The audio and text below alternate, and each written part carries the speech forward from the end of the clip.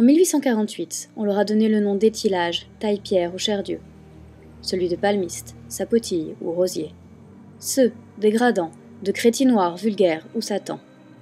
L'Europe les a brinque-ballés à travers le monde pour son commerce triangulaire. À l'espace Louis Delgrès, celui qui est mort pour ne pas subir l'asservissement, Jackie Brochu leur rend aujourd'hui hommage, avec son exposition « La traite transatlantique des esclaves ».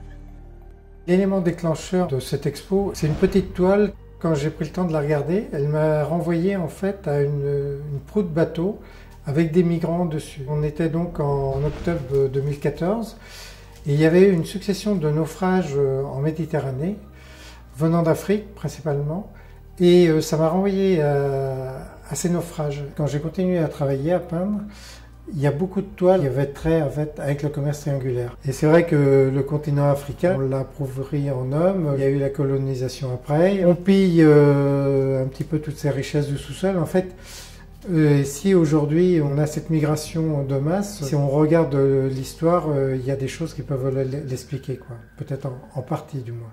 Et si Jackie Brochu se sent si proche de cette peine, c'est parce qu'il connaît l'Afrique. À 21 ans, quand j'ai débarqué à Dakar, j'ai toujours souvenir de cette chaleur qui m'a envahi quand on sort de l'avion. Et ça a été une grande découverte de découvrir le continent africain, de découvrir un autre mode de vie, une autre culture. Ça m'a ouvert l'esprit, que ce soit au niveau du rythme de vie, à une espèce de philosophie aussi, où on relativise beaucoup de choses. J'ai passé 2 ans là-bas et à partir du moment où on a vécu dans un pays, on s'intéresse après à l'histoire de ce qui se passe dans ces pays en fait. Aujourd'hui, mon travail, c'est comment ça s'inscrit dans notre mémoire et comment ça rejaillit 30 ou 40 ans plus tard sur une toile. Il y a une toile en particulier où c'est vrai que ça m'a...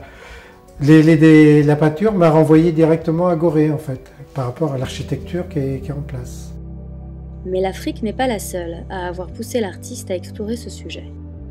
Vivant à Nantes et aimant cette ville-là, il y a quelque part une mémoire qui s'inscrit en fait. Nantes, c'est quand même le port où il y a eu le plus de départs de bateaux pour le commerce triangulaire. C'est vrai que Nantes, c'est quand même une ville qui ne renie pas son passé par rapport au mémorial de l'esclavage qui est sur les quais de la Fosse, par rapport aussi à cet espace, un lieu qui est dédié à cette mémoire-là, qui s'inscrit en fait dans nos gènes et qui ressort sur les toiles. Dans cette exposition, Jackie Brochu nous donne à voir ses peintures, mais pas seulement. La palette sert aujourd'hui au transport d'objets. Y mettre ses bras, c'est ramener l'esclave comme on le considérait à ce moment-là, comme un objet et non pas comme un être humain. Avant de monter sur les bateaux en Afrique, ils convertissaient les Noirs. Ils les baptisaient en fait à la religion chrétienne. Il y a comme une sorte d'ambiguïté de vouloir baptiser les esclaves en même temps à qui on nie une identité d'homme. Quant à la technique de l'artiste, elle évoque également le déracinement et l'échange. Je vais construire ma toile à partir d'une esquisse d'un bras ou d'un œil que je vais entreapercevoir sur une toile. Sur toutes les toiles, j'ai marouflé des anciennes peintures que j'avais fait sur papier. Le fait de recouvrir mes toiles fait que je perdais quelque chose. Mais en même temps, c'est une manière aussi de se dire que l'autre nous apporte. Et de ne pas avoir peur de l'inconnu. La traite transatlantique des esclaves de Jackie Brochu est à l'espace Louis Delgrès jusqu'au 22 février.